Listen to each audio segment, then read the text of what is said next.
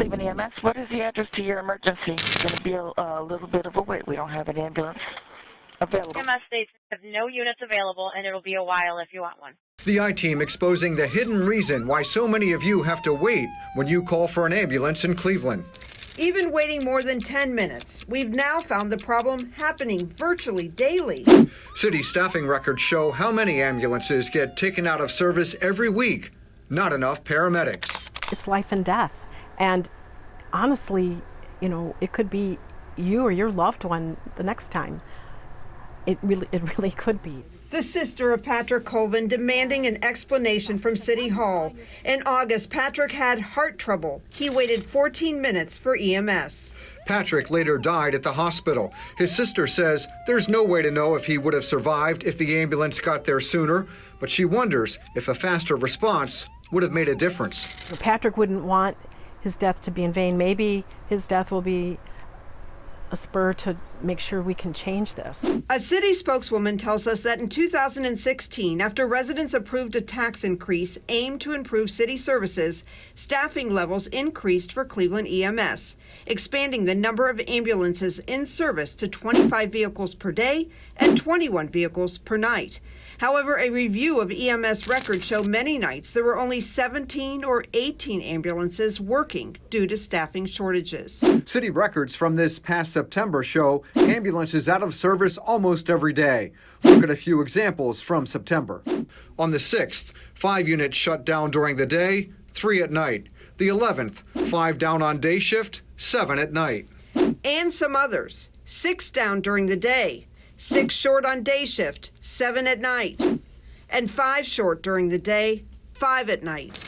Weeks ago, we filed a public records request for more staffing reports. City Hall has not given us anything, but an internal memo obtained by the I-Team in June shows the safety director admitting, quote, "We are short-staffed daily, so at times we've seen extreme delays." Is he conscious? Yes, he is. Breathing. Barely. He needed medical help, and it wasn't there. Last month, Darlene Cook called 911 when her father collapsed. She waited 17 minutes for an ambulance. Ken Sellers died. Dispatch notes show at that time, no units available.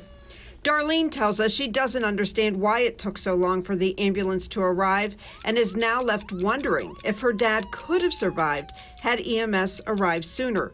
She says she will never know. There is an issue, and they would have been here, and my father might be alive today. After we uncovered how many ambulances are not running on a daily basis, we had questions for EMS officials and officials here at City Hall. Lots of questions. The I-Team sent request after request for interviews, but the people responsible for your safety services are sitting in offices avoiding us.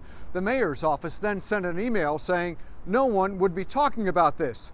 So the I-Team went inside City Hall.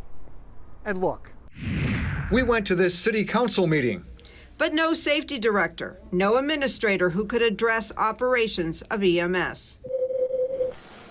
Cleveland EMS, what is the address of the emergency?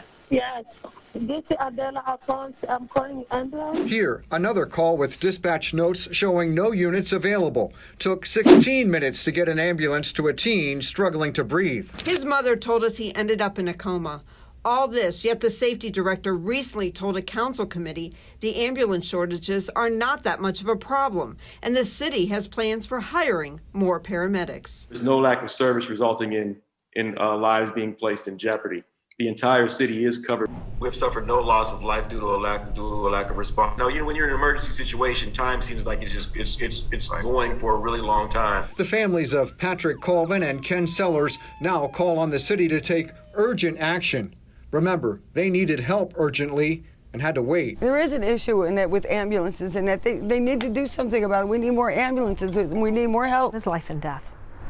It's really life and death. Help is on the way. Peggy Gallick. Ed Gallick, Fox 8, I-Team.